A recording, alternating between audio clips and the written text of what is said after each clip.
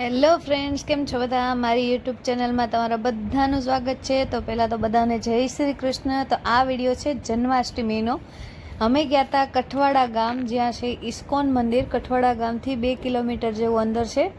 તો આ ઇસ્કોન મંદિર છે અને ત્યાં અમે રાતે 11 વાગે ગયા હતા. કૃષ્ણ જન્મ ત્યાં બહુ સરસ ઉજવાય છે, એના માટે તો અમે 11 વાગે ગયા ને 1:30 વાગે આવ્યા હતા. તો જુઓ ત્યાંની કેટલી સરસ બધી સુવિધા છે અને માણસો તો ખરેખર બહુ ભીડ હતી ત્યાં. અને સુવિધા એવી હતી, એવું નહોતું. મંદિરે બહુ વિશાળ છે, તો બેસવા માટે જગ્યા પણ હતી. તો જોવો હવે અમારી ભેગા તમે પણ કૃષ્ણ જન્મને જોવો. અને જો આ બહાર હતું ઝૂલો ઝૂલાવતા હતા બધા કૃષ્ણ ભગવાનને. ગયા વર્ષે અમે ગયા ત્યારે આ મંદિરની અંદર વ્યવસ્થા હતી. આ વખતે બહાર હતું, જે બહાર મંડપ ને બધું નવું આ વખતે ઘણું બધું કર્યું છે. આમ તો અમે દર વર્ષે જઈએ જ છીએ, તો આ વર્ષે આ બધું નવું હતું, નવું ડેકોરેશન ને. અને જુઓ મંદિરમાં કેટલી ભીડ છે.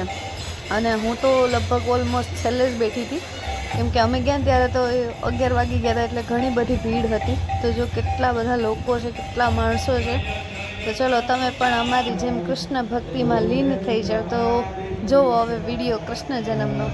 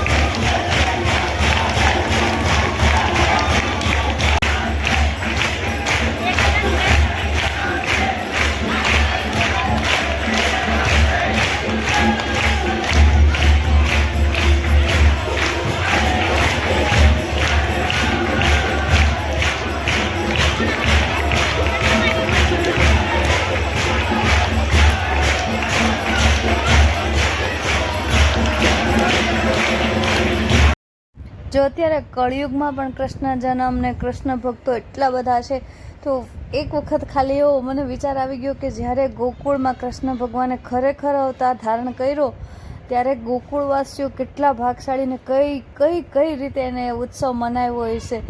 અમે સાક્ષાત ત્યારે તો ભગવાન અવતાર ધારણ કર્યો હતો, તો ત્યારનું વાતાવરણ કેવું હશે, ગોપીઓ ગોકુળવાસીઓ કેટલા ભાગશાળી હશે કે ભગવાનના સમયમાં એ બધાએ હતા.